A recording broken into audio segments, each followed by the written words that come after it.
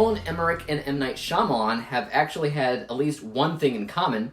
People have disregarded their recent stuff and called them has-beens. In all actuality, they actually have at least one other thing in common. Me, being a fan. Now look, I'll admit with everybody else that nothing that they do right now matches the caliber of what they did in the past, but that doesn't exactly automatically translate to garbage either. The trailers, the posters, and everything that I've seen thus far for Moonfall has really intrigued me. After Emmerich kind of crapped out on everybody with Independence Day 2, I was honestly happy to see him make another bombastic disaster film again, because at the end of the day, that's exactly what this movie is. Even if it was a little bit more complicated than it ever really needed to be. Let's get cracking. Moonfall is ultimately about the moon falling. When a mysterious element knocks the moon off of its orbit, a team of scientists, astronauts, and conspiracy theorists must come up with a way to get it back to its original trajectory before pieces of the moon ultimately begin falling to the planet Earth below. But there may be secrets within the moon itself that make everybody's jobs that much more difficult. Even though people everywhere have criticized this movie for being stupid, my excitement for seeing it was still relatively strong. The question remains, was it stupid?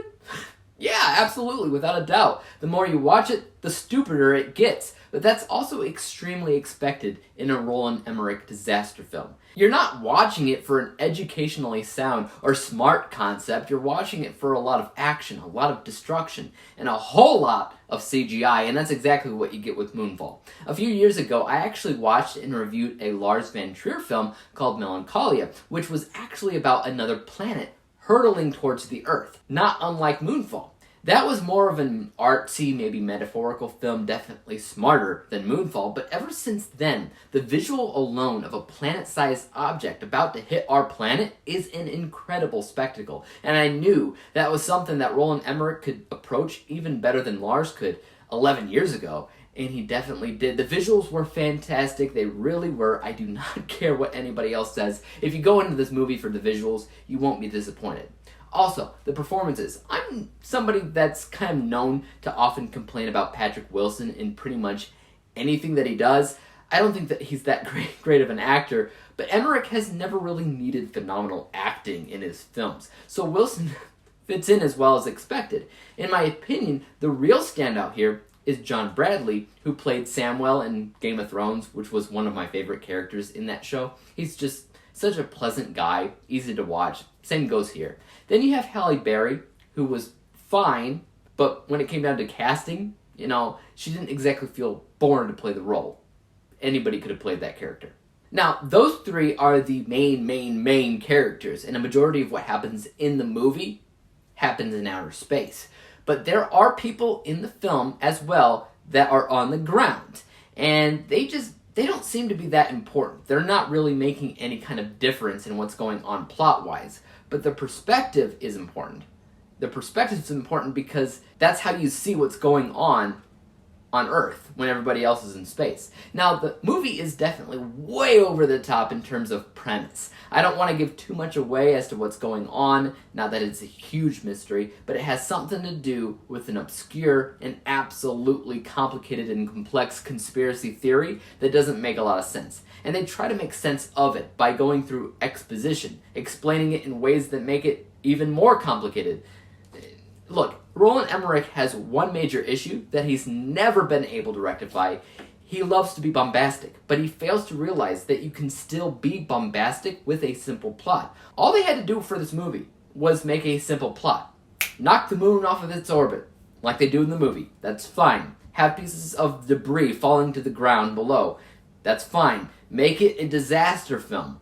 Absolutely. You do not need any of the conspiracy theory stuff. Because, yeah, he does. He goes way over the top, trying to turn it into this gigantic sci-fi adventure of sorts.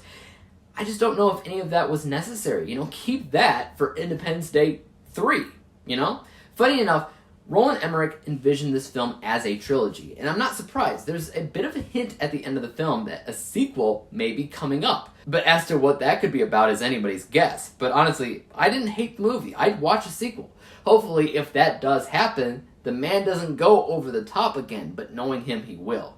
KISS. Keep it simple, stupid.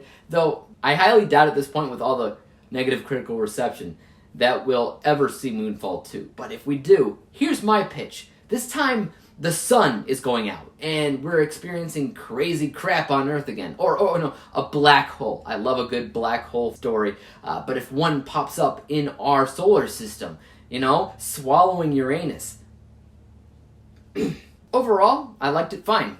Fine being the opportune word. I certainly like it better than Independence Day 2. But his other stuff is probably more classic, more nostalgic overall for me, though the technology in this is more advanced, obviously. I will not call it crap, because it's not. Looking at it from a technical vantage point, once again, great technology and visuals, but like any good visual spectacle, you also have a lot of characters that don't seem to be that important in the long run, and a lot of focus on clearly pointless individuals all around, just to showcase what's going on Earth. So overall, the visuals don't save a lot of the other technical aspects that the film needed that could have been better. So this score is 72%. My bias score, just how I personally felt about the film, it's not bad at all. Slightly higher than my unbiased score because I was always entertained regardless of how dumb it sometimes got. But I am kind of annoyed that they went as crazy as they did with the explanation, which never once needed to be that complicated or full of unnecessary conspiracy theorist hoopla. So this score is decent, it's not as high as it could be at 78%, meaning that when we combine the two scores together, we come to a final rating of 75%. 75 out of 100 possible stars, or a letter grade of B. Keep in mind, most of you that have watched my reviews for a long time know that a 75% score is just about as average as they come for my reviews. That's a pretty much solid midpoint. It means that it's fine. It's decently and competently made, but yeah, it doesn't match the others. Guys, that'll do it for my review. Let me know your thoughts about Moonfall and how you compare it to Roland's other works. And as for YouTube, you guys know what to do. Hit that like, subscribe button, and bell to be notified when I come out with my next review. Till then, peace out.